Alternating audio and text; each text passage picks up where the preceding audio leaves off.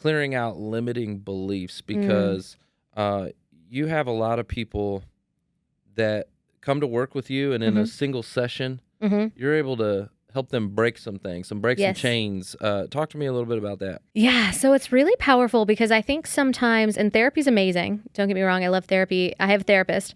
But sometimes in therapy, we're just talking about it. And sometimes when we talk about things, we're adding energy into it versus like, let's go to the root of it and let's uproot it so that it's no longer a thing. Okay. So, Love that. yeah. So, and sometimes we don't actually know what the thing is, right? Because we've buried it in our subconscious. I know this.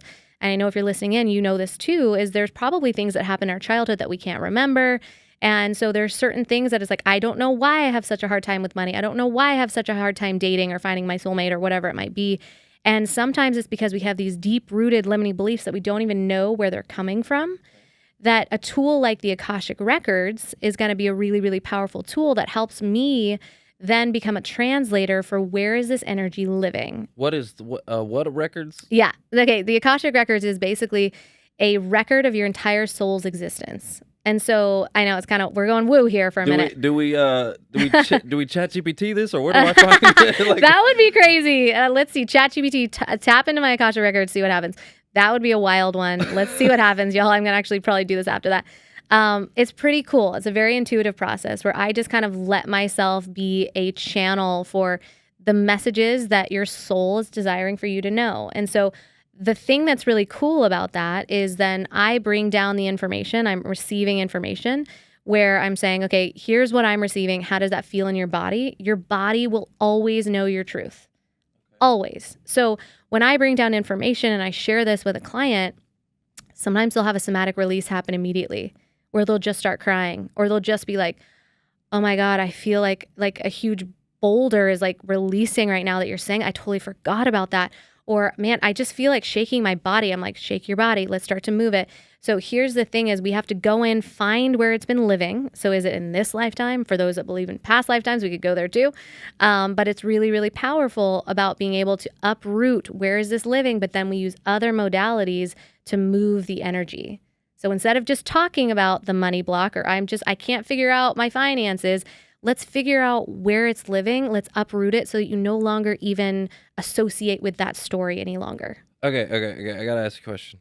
Okay. Sure. Just came to me. Let's go. So how does all of this, because I noticed in the beginning you said something about, God, the universe, like whatever you call it, right? How does this fit in with somebody that has faith, that does believe in God and Jesus and all of that? Do you get a lot of Christians that come to see you, or different faiths and backgrounds? I mean, like, how does that fit in? Yeah, absolutely. So all of the above. You know what I mean? So I believe in God's source universe. I believe in Jesus. Jesus, I believe is an ascended master that was a master of his time in healing. And it's like you can still connect to Jesus and say, help me, support me. Like, how can I move through this really tough time in my life right now, right? And then we start to receive guidance, right? I'm sure if we're praying and we're however it is that you're connecting, these are just different words, channeling, praying. Like, I think it's just different words, but essentially we're doing the exact same thing. So I think it's really, really powerful. Yeah, I mean, it's kind of like, there's some things in Christianity, when you're praying and, some people believe in speaking in tongues and there's a lot of stuff there too. So that's why I was just trying to figure out how does it mesh and how does it connect, or if it did at all. That was kind of my question. I love it. It absolutely does. And I think our truth evolves as we evolve. And so I'm always of the belief where it's like, this is my truth until, let's say, I learn something new and I'm like, well, I can't unsee that. So apparently this is my truth now. You just can tell when something deeply resonates with your body.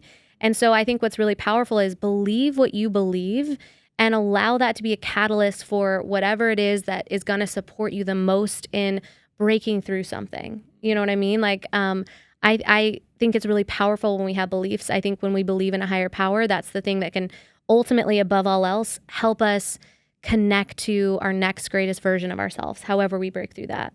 I agree with that. Faith and belief are extremely important to me. And I've seen massive transformation in my life through having faith and belief in God and Jesus, and even just something like, I remember um, when I was in the automotive industry and I was selling cars, and I remember it was my very first year there, and they told me that I was number 2, and this is my first year, and they were like, "Hey, good job," and they gave me a pat on the back. They're like, "Keep going, you're in second place," and that belief, all of a sudden, I was like, "Wait a minute, like I can be number 1." Like I was in second place, but I was like, this is my first year. I was so much of a failure in my life. You know what I mean? Like never was good at anything. And now all of a sudden I'm in second place and I just got here. Mm. Wow. It triggered a belief that I could be number 1. Yes. And once I knew I could, I was. There was no stopping me. It was like once I knew I could do it, there was no stopping me. Right. So having a belief, I think, is so important. Yeah. So I had another question I was going to ask you that was kind of a little bit off. It'll come back to me. You know how if you have one of those brain farts and you stop thinking about it, it'll come back? Always. So it'll come back. It'll come back to me in a second. Yeah. But we'll move on. Let's talk about emotional mastery. I know that's another topic you speak on. Yeah. What is emotional mastery and how does someone achieve it? Yeah. So I used to think emotional mastery was like, don't feel your feelings, like don't cry. Like I was like, I think I spent 2 decades like not crying, like I was just like prided myself on that. And then my dog passed away and I just did not stop crying. I was like, this is so hard. This is, and I realized I had so much stored within the cells of my body that I just didn't feel. Emotions are simply trying to tell us something so that we move it, so that we can get the wisdom underneath it.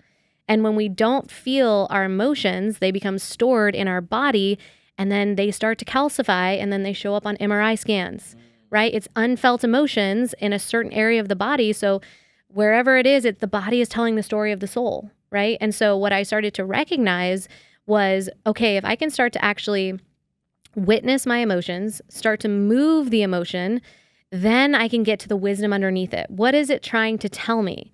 Because when I get triggered, the thing that I think about is so often we get triggered and we focus so much on the trigger itself. And it's like, no, a trigger to me, when I think about it, is you interacted with a pan that was already hot. Like you touched it and you were like, ouch. Like, what was that about? It's not the interaction. It's why was the pan already hot? What's the root of it? Let's go deeper. What's the wisdom from that experience? What is it trying to tell you? This is your next greatest breakthrough, right? And so it's like, amazing. So if this is triggering me, this is holding me back from my peace, from the next level version of me.